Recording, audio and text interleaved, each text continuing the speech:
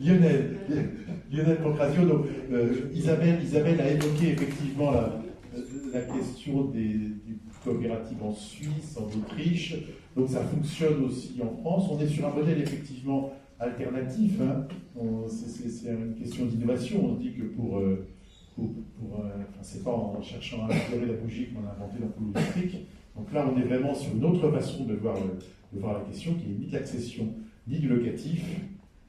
Oui, déjà, merci de l'invitation. Il y a, je dirais, un plaidoyer commun par rapport au droit au logement qui nous occupe aujourd'hui et qui est de notre côté d'essayer de fournir des solutions adaptées au plus près aux populations. Et il y a presque un parallèle, c'est-à-dire que Habicoop existe depuis 20 ans.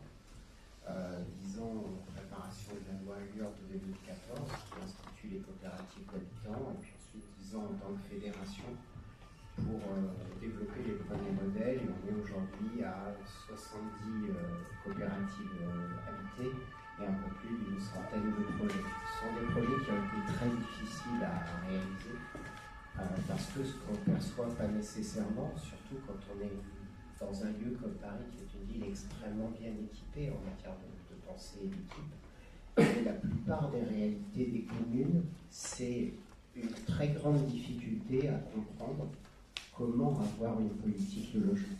Il faut se rendre compte de cela, c'est-à-dire que c'est très compliqué d'avoir une politique de logement, d'avoir une politique foncière, d'avoir une mise en œuvre et de répondre aux besoins des citoyens, alors que, comme l'expliquait très bien Eric, c'est la première des demandes dans toutes les communes. Donc, nous, ce qu'on a essayé de faire, c'est d'avoir des réponses dans les territoires ruraux, dans les petites communes comme dans les grandes, en disant comment est-ce qu'on s'insère avec des acteurs indispensables, évidemment comme les bailleurs sociaux, mais dans un marché qui reste quand même très difficile, puisque la plus grande partie de la population devient de plus en plus modeste, avec des coûts de ressources financières qui sont de plus en plus élevés.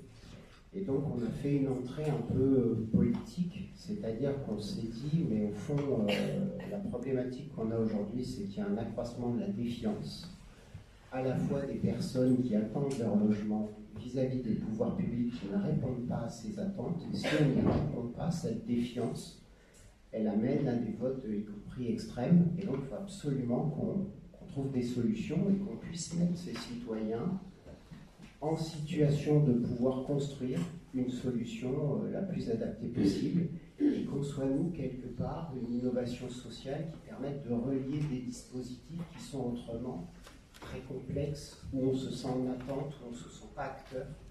Et c'est ça, petit à petit, qui est mis en place avec des accompagnements, des éléments, et heureusement, des réussites, mais aussi des difficultés, parce que dès qu'on met en place un modèle qu'on a voulu démocratique, donc une voix, une personne, quelles que soient les parts de capital, une propriété collective non spéculative, on a évidemment des financeurs, des acteurs qui sont étonnés par ce modèle, qui ne comprennent pas, qui avant de le financer passent beaucoup de temps, et ce temps on sait qu'il est anxiogène, qu'il est difficile, qu'en plus il amène ensuite des changements potentiellement de gouvernance, et que du coup il faut réexpliquer, il faut recommencer, et donc c'est assez difficile. Je dirais de montage du projet, en fait. Ouais, exactement. Et après, une fois que le projet est installé, on commence à voir ce qu'on voit dans les autres pays, c'est-à-dire des listes d'attente, des personnes qui veulent absolument y habiter, parce que évidemment, quand on est acteur de chez soi, on discute aussi d'autres choses que le logement, on crée des solidarités, on crée des possibilités de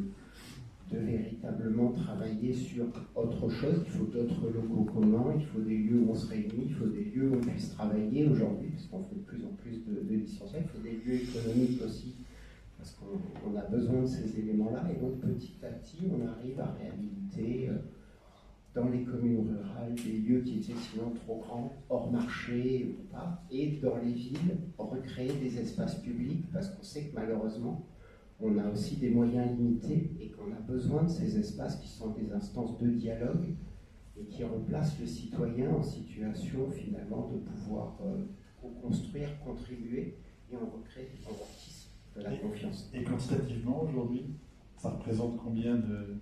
C'est 70 immeubles partout en France, donc c'est très peu. Mais encore une fois, la loi existe en France depuis 2014 et la plupart des projets, comme on le sait dans les projets immobiliers, cela sont plus des projets de vie, ça met une dizaine d'années à se mettre en place avec toutes les difficultés.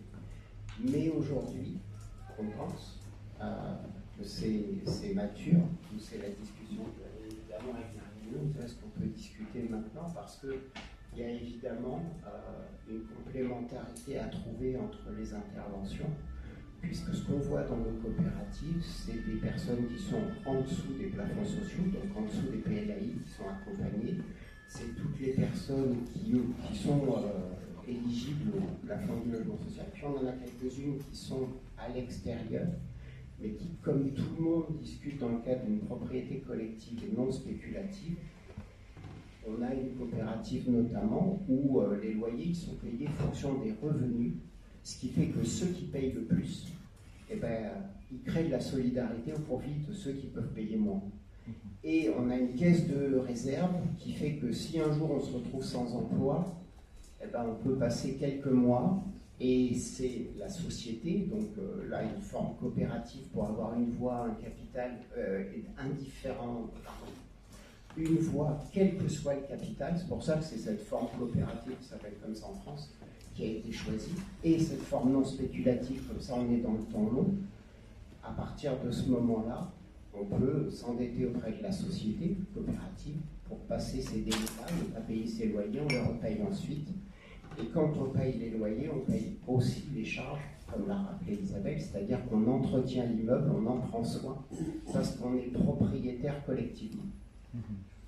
Et en revanche, on est occupant, et comme on est occupant mais que ce n'est pas affecté au logement, si demain on n'a plus ses enfants, on est en garde alternée et on doit occuper un logement plus petit, souvent ce qu'on fait c'est mettre des chambres d'amis qui vont à ce moment-là être juste à côté du logement de la personne qui a ses enfants une semaine sur deux, mais une semaine sur deux, ils vont pouvoir être occupés par des parents qui viennent, par d'autres éléments qui viennent, et ça coûte beaucoup moins cher à la personne qui est là. Donc forcément, on va offrir des solutions qui nécessitent ce dialogue avec les habitants et qui nécessitent de pouvoir les co-construire. C'est ça qui nous a paru intéressant dans un cadre qui est là. Et donc ça fonctionne. Ça fonctionne. Voilà. Il a fallu beaucoup de temps, ça a été très dur, et on remercie les maires. Il y en a un qui a aidé pour que ça se passe là. C'est très difficile, mais une fois qu'on l'a mis en place, maintenant, on se sent prêt et évidemment, on a envie de le diffuser, de le partager et de le faire en coopération pour la peine, parce que si on le fait chacun dans son coin, évidemment, on sait qu'on ira beaucoup moins vite. Et si ça pouvait devenir un droit, nous serions ravis aussi. Merci beaucoup.